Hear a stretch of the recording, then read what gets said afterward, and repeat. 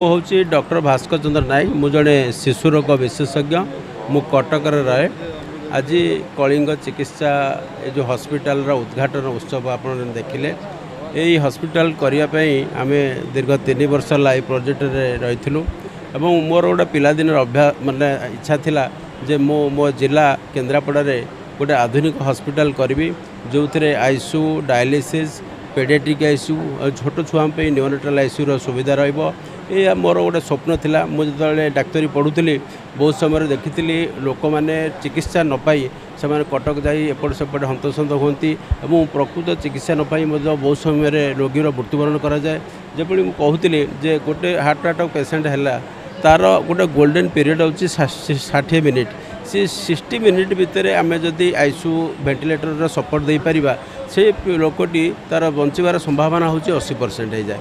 किंतु सेही पेसेंट को आपड़ जदि कटक भुवनेश्वर जीवे एवं घंटा बदल आप 2 घंटा पर तार चिकित्सा आरंभ करेंगे से patient best of the best treatment पाइले तार बंचार संभावना 40%। सो एठी गोटे क्रिटिकल पीरियड होची 60 मिनिट। तेणु केन्द्रापड़ा भाया गोटे अंचल एवं ये जो दूरांत अंचल अच्छी जो राजनगर हो पटामुंडई हो महाकालपड़ा हो एवं राजकनिका हो सेठी जदि गोटे पेसेंट स्ट्रोक पेसेंट है कि गोटे दुर्घटना रोड ट्राफिक एक्सीडेंट गुरुतर है आम आईसीयू चिकित्सा देवाई कटक भुवनेश्वर जाऊँ किंतु केन्द्रापड़ा जिले में एभली कनसेप्ट नथिला।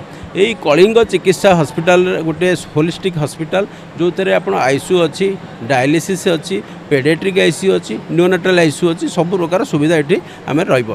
द्वितीय कथा हूँ मत जो प्रश्न कले मंचरे जे जो गरीब लोक मैंने अच्छा केमती आम सेवा देवा सरकार जो प्रावधान रही आयुष्मान भारत योजना हो कि गोपबंधु जन कल्याण योजना हो ये जो प्रावधान अच्छी से प्रावधान को केमती एम्पावरमेंट माध्यम आम ये लोक मानू निःशुल्क शिक्षा चिकित्सा दे पारिबा से आमर सबुबले ये प्रायोरिटी रहिबो।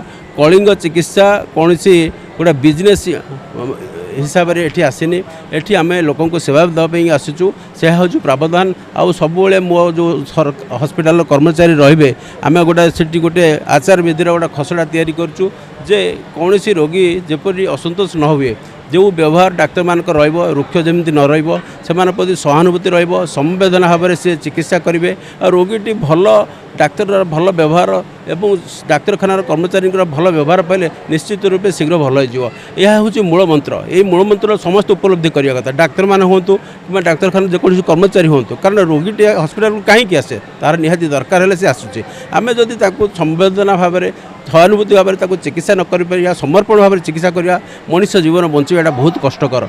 यही उद्देश्य नहीं मो कलिंग